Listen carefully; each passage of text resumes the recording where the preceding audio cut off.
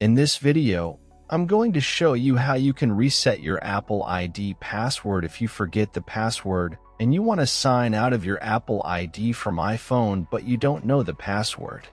I'm going to show you guys how you can reset the password without a phone number, without getting the verification code on your phone number. First of all, open your internet browser and then simply search for Login Apple ID. So you need to go to the Apple website to log in the Apple ID. So open the first page. Scroll down and simply click on Sign In. So guys, to reset your passcode, you must know the phone number. So don't worry about the verification code, but you must know the phone number that is linked with your Apple ID.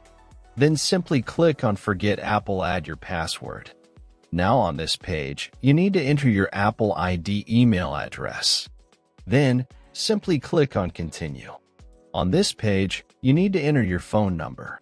So don't worry about the verification code. Just enter your phone number. Then simply click on Continue.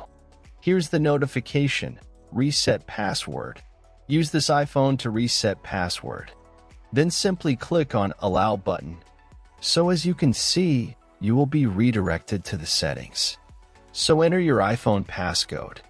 Now you can enter your new password. Now you can change the password.